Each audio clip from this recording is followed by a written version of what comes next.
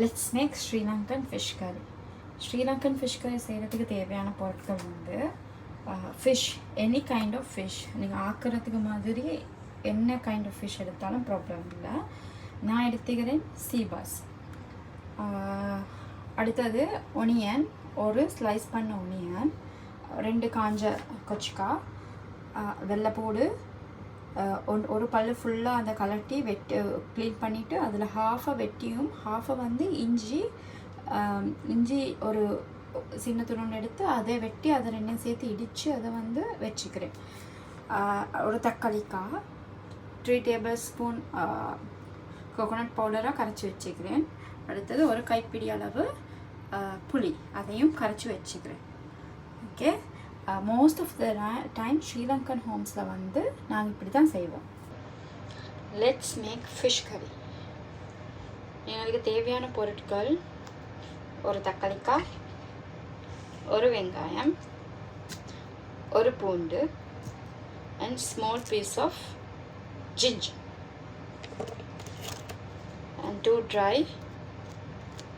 chili.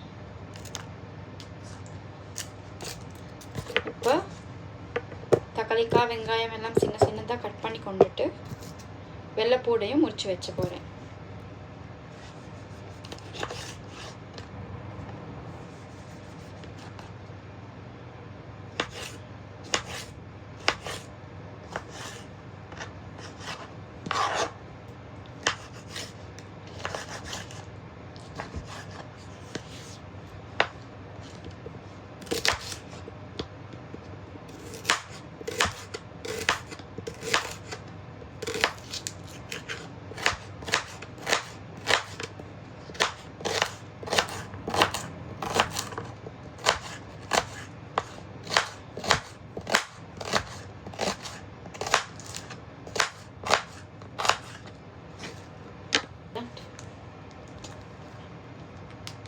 புளி, இப்போ உரிச்சு வச்ச வெள்ளைப்பூட்டை 2 பிரித்து எடுத்து கொண்டுட்டு அதில் கொஞ்சமாக வச்ச போகிறேன் கறி தாளிச்ச கூட போடுறதுக்கு.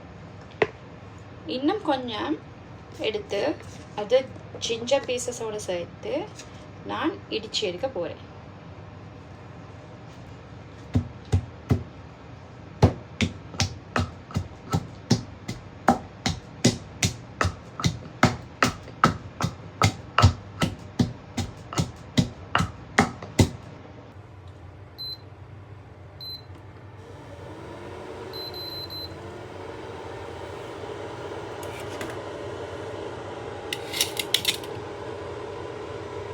சட்டி நல்லா காஞ்ச பிறகு தேவையான அளவுக்கு எண்ணெய்,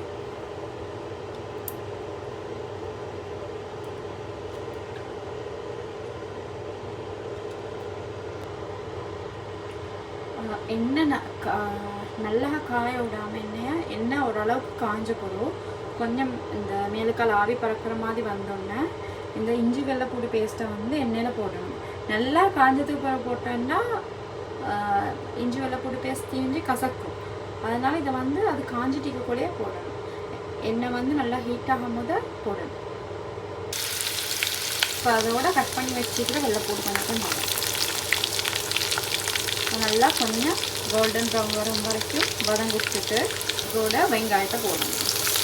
வெங்காயமும் வதங்கி வரக்கூட அதுக்கு தேவையான அளவு உப்பு,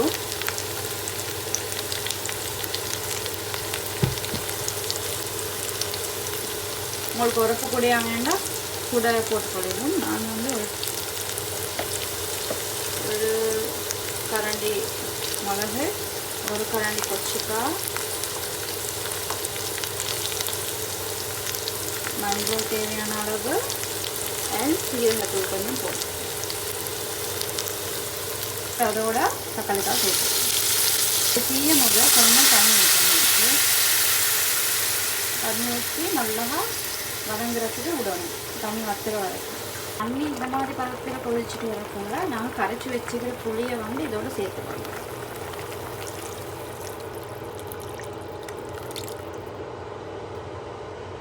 இதோடைய வந்து இந்த சீரகம் இந்த காஞ்ச மிளகா சேர்த்துக்கணும். காஞ்ச மிளகையும் வந்து காஞ்ச மிளகா வந்து கொஞ்சம் எண்ணெயோடு சேர்த்துக்கொள்ளறதுக்கான காரணம் வந்து இதில் உரப்பு எண்ணெயில் இறங்கும். ஏன்னா இந்த புல்லுக்கும் சேர்த்து நான் செய்கிறதால எனக்கு மிச்சம் உரப்பாய்க்க தேவை. உங்களுக்கு மிச்சம் உரப்பாய்க்கணும்னா இதை வந்து உடச்சி நீங்கள் எண்ணெயிலே போட்டுக்கொள்ளலாம். அடுத்தது இது வந்து இதோட பொங்கி கொதிச்சு வேகக்குள்ள இதில் வந்து நல்ல ஃப்ளேவர் வந்து இது இறங்கும். இப்போ வந்து இது மாதிரி அந்த நாங்கள் போட்ட ஊற்றின புளிக்குழம்பு வந்து கொதிச்சுட்டு வரக்குள்ள இதுக்கு வந்து ஃபிஷ்ஷை சேர்த்தா சரி.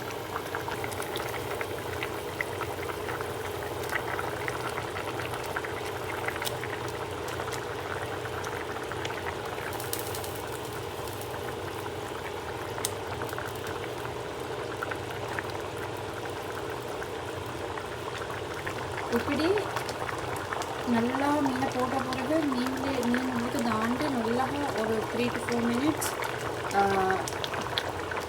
வெந்து இது தண்ணி பொங்க போல் இந்த மசாலாலாம் வாசம் தைத்தோம்னா நாங்கள் வந்து இந்த ஒரு கப் பாலை வந்து சேர்த்துக்கலாம். கடைசி ப்ராசஸ்.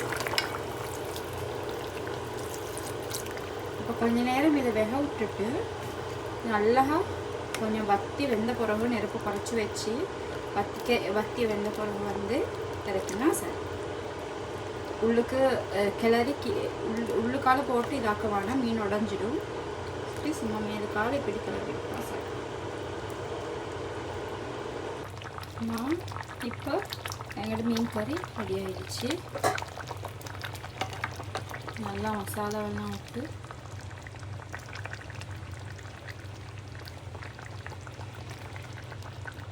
நல்லா ஒரு இடியாப்பத்தோட